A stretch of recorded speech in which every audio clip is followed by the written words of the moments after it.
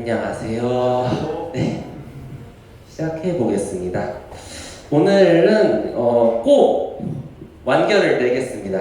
네, 오늘 이거 좀 너무 힘드신 주제인 것 같은데 저는 나름 가벼운 주제라고 생각하고 시작했었는데 나름의 좀 힘든 주제인 것 같기도 해요. 그래서 가볍게 최대한 가볍게 또 이제 해보겠습니다. 자, 또 복습을 또 간단하게 해보면은 저희가 교사니까 아이들에게 성경 지식을 전달할 때 아이들보다는 조금 더 많은 거를 안 상태에서 시작을 해야 되잖아요. 그래서 우리가 지금 이거를 하는 이유는 저희가 이제 구약에서 초등부는 신약으로 넘어왔잖아요. 그래서 그 넘어왔으니까 그 사이에 있었던 일들을 좀 알면은 이 등장인물이 왜 이런 일을 벌이는지, 왜 이런 잘못된 행동을 하는지가 좀 이해가 가서 그런 부분을 좀 나눠보도록 하겠습니다. 일단 제가 기원전 700년대부터 0년대까지 쭉 써놓고 100년 단위로 좀 중요한 역사 연대를 딱딱딱딱 짚고 넘어가려고 합니다. 여기는 쉽죠? 722년 북이스라엘이 멸망했던 시기. 이거는 이제는 모르시면은 안 됩니다. 그쵸?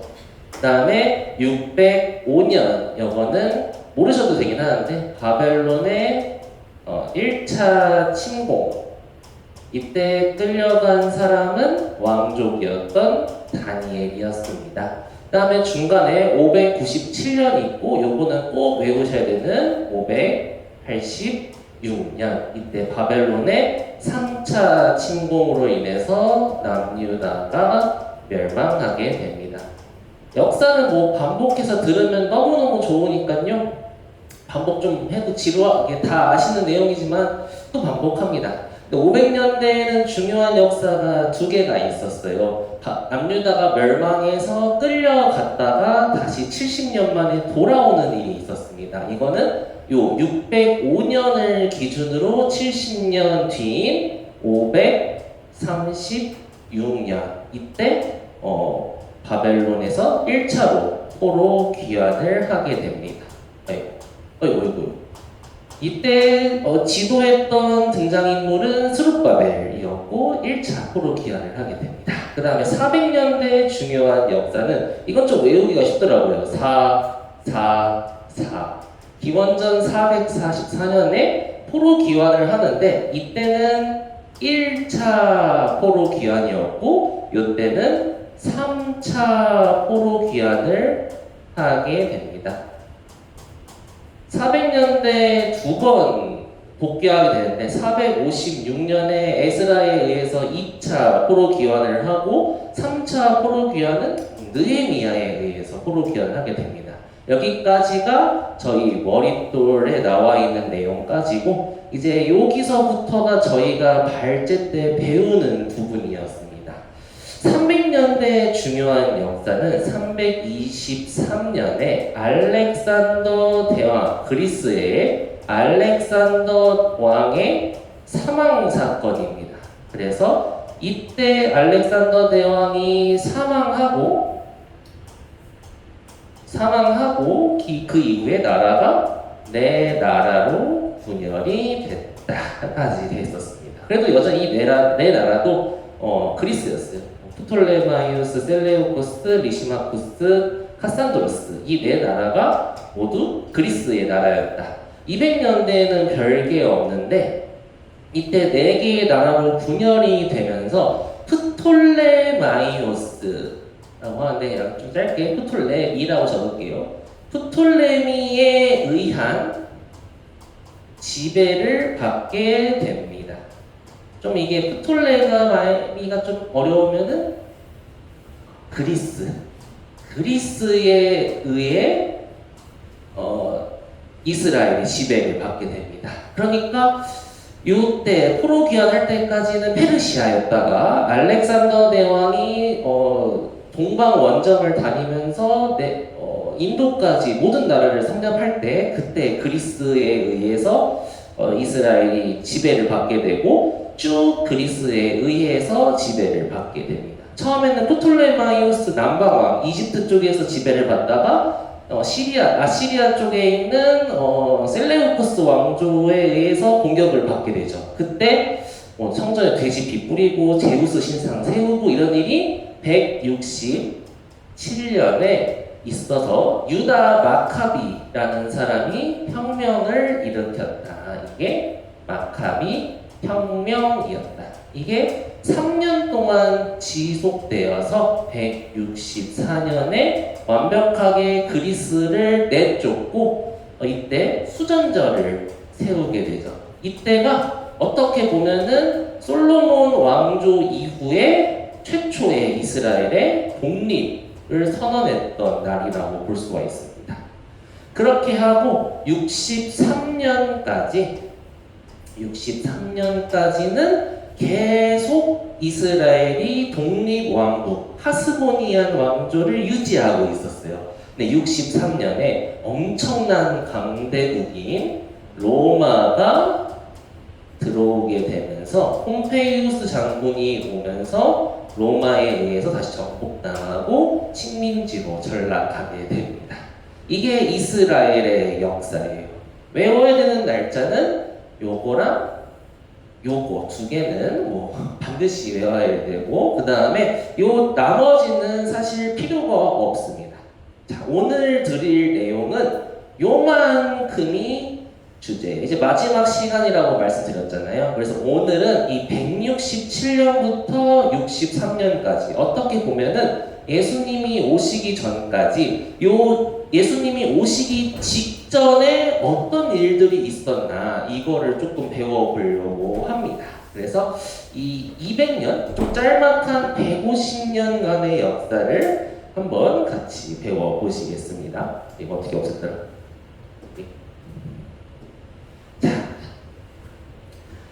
여기 보시면은 그림을 보시면은 여러 가지 그림이 있는데 왕조가 있고 오른쪽 아래에는 로마 군대들이 있고 왼쪽에는 회당에 모여 있는 이스라엘 사람들, 그 150년 동안 어떤 일이 있었나 살펴보도록 하겠습니다. 제가 저번 시간에 헤롯에 대해서 언급을 드리고 마무리를 했는데요. 성경에는 정말 수많은 헤롯들이 등장을 해요. 헤롯 왕도 있었고, 분봉왕 헤롯도 있었고, 헤롯 빌립도 있었고, 여기 보면은 헤롯 안디바도 있었고, 헤롯 아그리파 1세도 있었고, 헤롯 아그리파 2세도 있었고, 성경에는 헤롯이 많이 등장합니다. 근데 이 헤롯이 갑자기 옛날에는 분명히 이스라엘 왕조였는데 왜 갑자기 헤롯이 이스라엘을 지배하게 되었는가, 그거에 대해서 좀 살펴보려고 합니다. 배달 되게 빨리 왔네요. 빨리 끝내라는 뜻이네, 역시. 자, 해보겠습니다. 성경에 이두메, 이거는 익숙하실 거예요. 이두메라는 지역과 민족이 등장하는데, 이 이두메는 구약에서는 에돔으로 표현되었던 것이 신약에서는 이두메라고 표현이 됩니다. 근데 이 이두메라는 지역을 완벽하게 정복한 사람이 바로 요한 힐카누스 1세라는 사람이었어요. 자, 여기 왕조인데 마따디아의 5명의 아들이 혁명을 일으켰고 유다 마카비가 혁명을 성공했다고 말씀드렸잖아요. 그 이후에 요나단도 하고 시몬도 제사장을 하고, 이 시몬이 내가 왕도 하고 제사장도 하고 싶다 해가지고 바리새파와 사두개파가 에세네 파가 너 그러서는 안 돼! 라고 지적하면서 파가 갈렸었죠. 이게 바리새파와 사두개파가 탄생하는 시초였습니다. 그 이후에 이 요한 힐카누스 1세는 정복전쟁을 굉장히 활발하게 펼쳤는데 이두메 지역을 완벽하게 정복을 한 거예요. 그런 다음에 이들에게 관용을 보여주기 위해서 에돔을 정복하고 물어보는 겁니다. 너 할례 받을래? 아니면 죽을래? 해가지고 죽을 바에는 할례 받아야죠 해가지고 에돔 사람이 다 할례를 받게 됩니다. 저 칼로 끔찍하죠. 옛날에 세계 기독교 박물관 가서 본 할례 칼인데 옛날에는 이 돌로 할례를 했고 좀 낫죠. 이거 보니까 이걸로 어떻게 하는지 모르겠어요. 자, 아무튼 할례를 이렇게 했대요. 근데 이 사건으로 제가 방금 말씀드렸던 헤롯 왕조가 이스라엘의 왕이 될 수 있었던 이유가 헤롯 왕조는 이두메 사람인데 이스라엘 사람이 아닌데 이스라엘 사람의 왕이 될 수 있었던 이유가 이 요한 힐카누스가 에돔 사람들한테 할례를 하라고 명했기 때문에 할례를 받은 사람은 그 즉시 유대인이죠. 혈통에 따라 되는 게 아니고 이 계기가 됐었다라는 겁니다.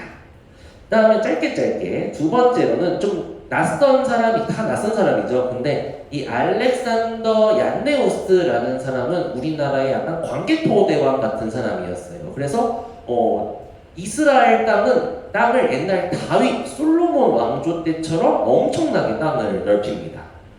보면은 마카비가 혁명을 성공했을 때는 땅이 요만했다가 아까 이두메 사람들한테 할례를 명했던 힐카누스 때는 땅이 요만큼 됐다가 그 다음 왕이었던 얀네우스가 왕이 되었을 때는 정말 이스라엘 땅, 다윗과 솔로몬이 지배했던 땅을 정말 거의 다 회복했을 정도로 나라가 강성해졌어요. 이게 한 기원전 100년쯤 될 때였습니다. 써있네요. 100년쯤 될 때.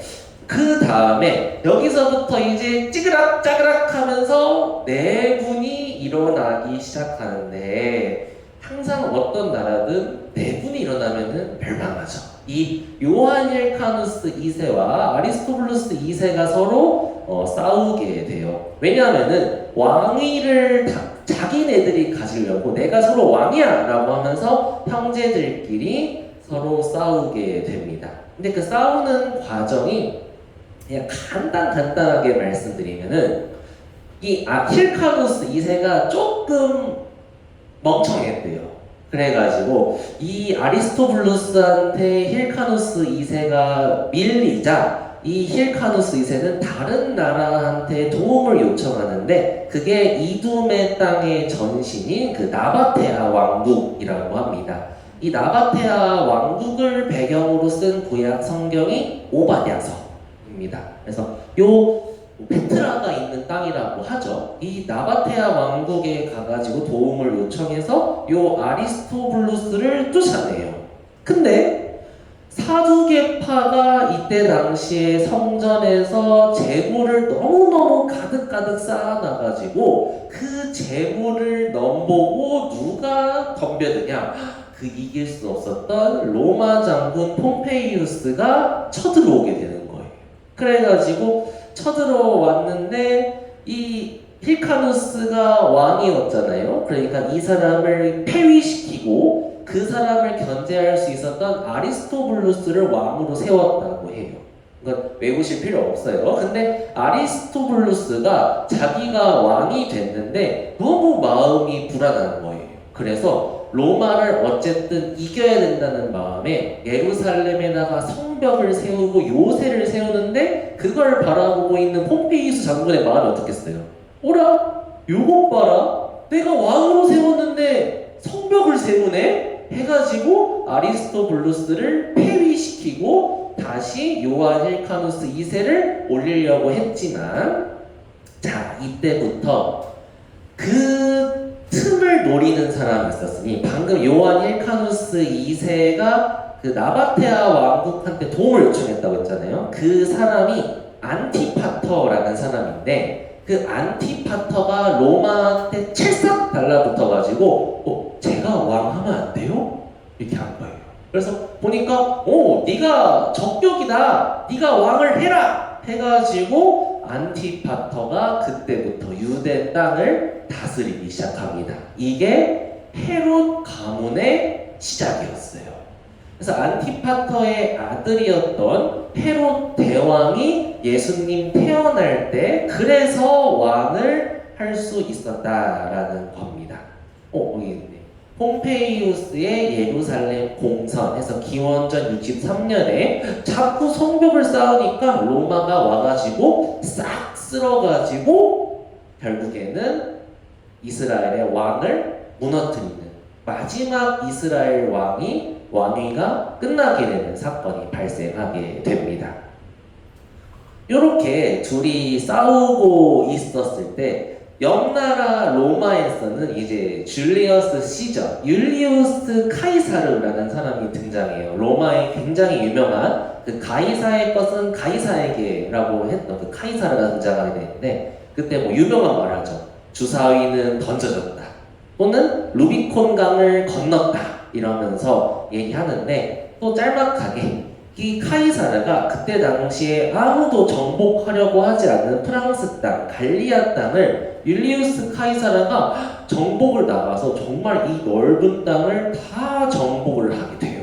그런 다음에 이 로마 땅으로 위풍당당하게 돌아오려고 하는데 그때 당시에 로마는 공화정 체계여서 여기에 있는 원로원에 있는 사람들이 율리우스 카이사르가 로마로 돌아오게 되면은 황제가 될 것이다. 그렇게 돼서는 안 되지 않냐? 그러니까 율리우스 카이사르한테 경고합니다. 너 군대 다 놓고 너 혼자 들어와.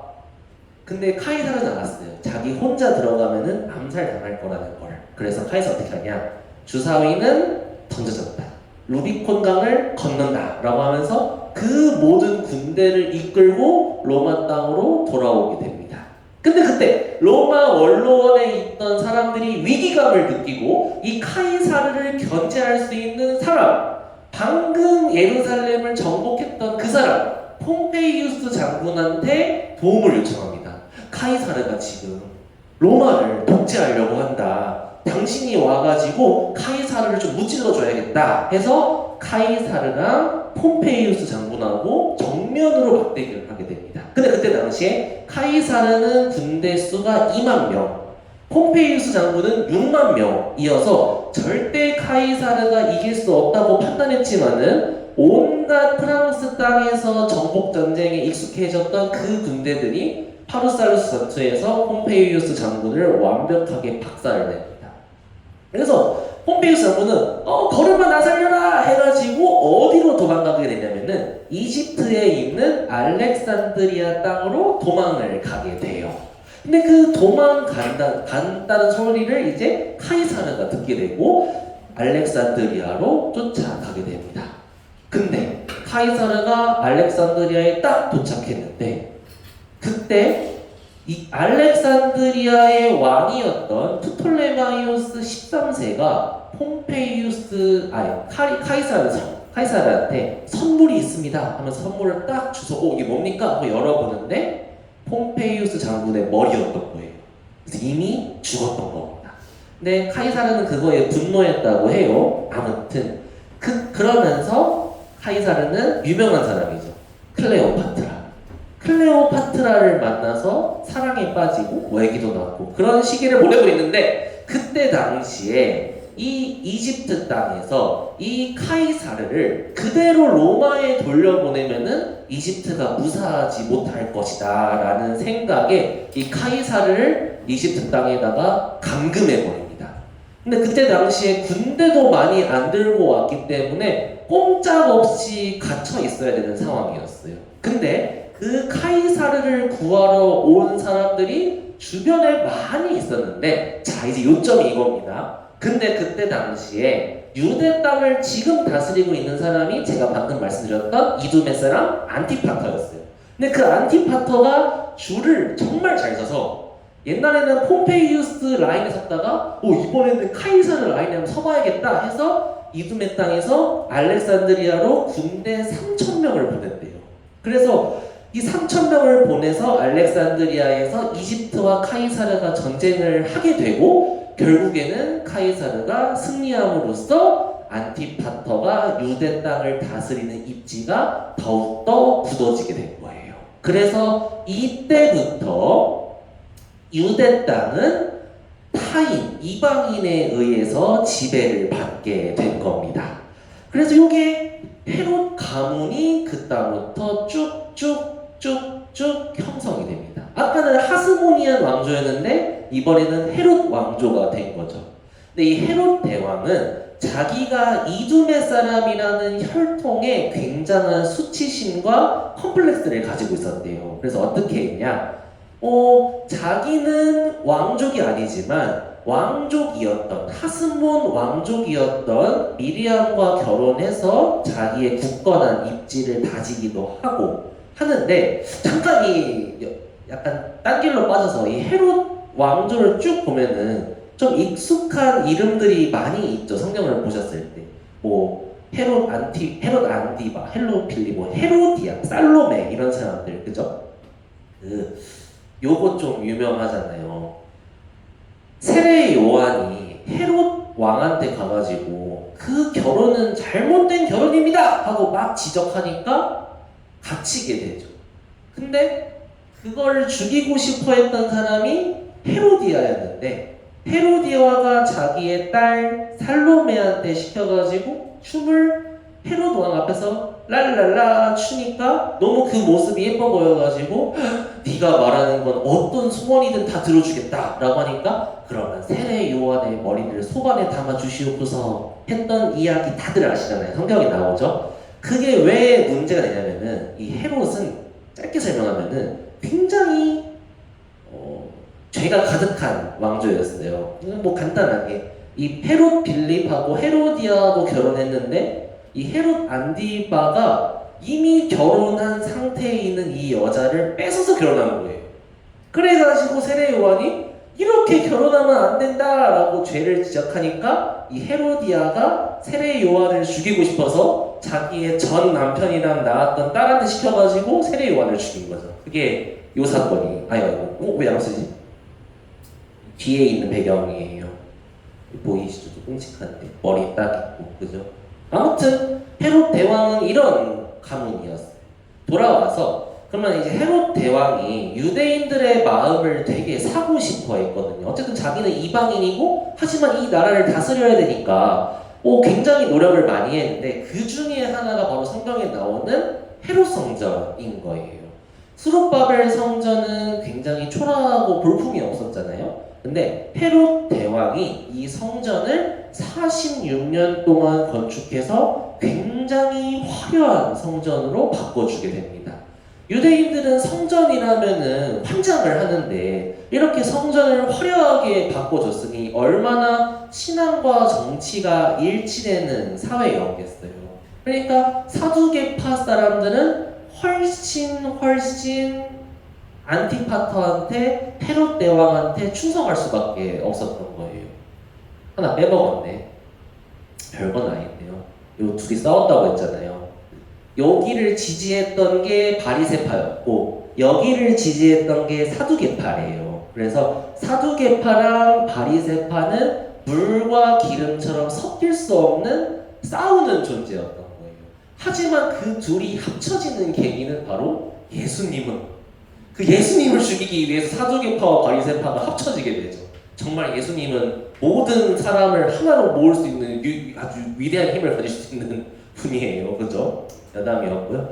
아무튼 그런 시대였고요. 그래서 이렇게 지어서 이 성전을 46년 동안 지었다 한 게 바로 이 헤롯 성전이었고 헤롯 대왕의 유대인 환심사기 프로젝트 중에 하나였다. 근데 이 헤롯 대왕은 항상 마음속에 불안감을 갖고 있었대요.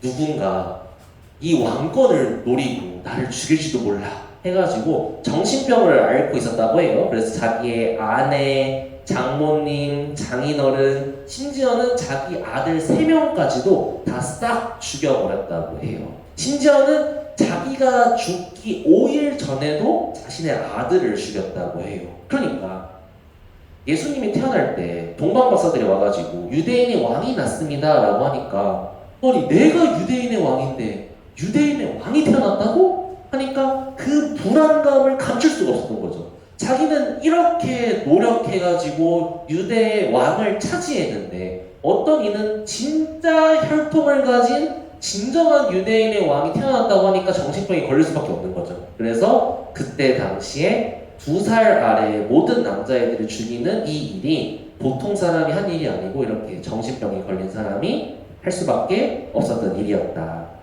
그래서 헤롯 대왕은 사실 예수님이 태어나고 난 다음에는 없어요. 없는 존재입니다. 그 다음에는 다른 헤롯이 등장하게 되는데 원래는 이 헤롯 대왕 왕이 이 유대 땅을 전부 다 통치하고 있었는데 이 유대 땅을 세 개로 쪼개서 갈릴리 땅은 헤롯 빌립, 사마리아 땅은 헤롯 안디바, 유대 땅은 아켈라오라는 사람이 지배를 하게 돼요. 엥? 아켈라오는 처음 들어보는데요? 근데 저도 처음 들어봤거든요. 이걸 처음 공부할 때. 근데 이 아켈라오가 성경에 있더라고요. 몰랐어요, 저는. 이 아켈라오가 이런 이야기였더라고요. 그래서 그때 당시에 예수님께서 이집트로 피난 가셨다가 다시 돌아오려고 하니까 요셉이 거기 너무 무섭다. 왜냐하면 아켈라오가 유대 땅의 임금인데 그 사람 너무 잔인한 사람이라 돌아갈 수가 없다라는 이야기가 있잖아요. 실제 역사 속에서도 이 아켈라오가 굉장히 정치적으로 잔인했대요. 그래서 막 제사장들 마음대로 파면하고 자기 마음에 안 드는 사람 그냥 죽여버리고 아주 야만적이고 잔혹한 독재 정치를 펼쳤다고 합니다. 그래서 요셉이 두려워했던 거예요. 근데 이 사람을 이제 누가 고소를 하냐면은 그 사두개인들, 제사장들, 권력가들이 이 아켈라오의 그런 만행을 로마에다가 이제 고소를 하게 되고 로마의 사람이 파견돼가지고 아켈라오의 이야기를 듣다 보니까 진짜로 이 사람 나쁜 사람이었네 해가지고 아켈라오를 비엔나로 추방을 하게 됩니다. 그 다음에는 로마가 보니까 이거 헤롯 가문 안 되겠네. 이 사람들 믿을 수가 없어. 그래서 로마에서 직접 예루살렘을 다스릴 사람을 파견해야겠다 해서 온 사람이 본디오 빌라도입니다. 본디오 빌라도는 유대 사람이 아니고 로마 사람이에요. 근데 성경을 읽다 보면은 로마의 식민지니까 로마 사람이 오는 게 당연하긴 하지만은 그래도 이 본디오 빌라도가 유대 총독으로 오게 되는 배경은 이런 헤롯 가문의 일도 있었다. 근데 이게 로마인이 통치하든 헤롯 가문이 통치하든 무슨 상관이냐 하실 수 있는데 본디오 빌라도가 아니었으면은 예수님께서는 십자가에 매달릴 수는 없었을 거예요. 왜냐하면은 십자가형은 로마의 처형 방식이었거든요. 헤롯 대왕이 이두메 사람이나 이런 유대 사람들은 사람을 사형시킬 때 돌로 쳐 죽인다든지 했지 나무에 달아 죽이진 않거든요. 근데 구약에는 반드시 예수님께서 나무에 매달려 저주받아 죽을 것이라는 것이 예언되어 있어요.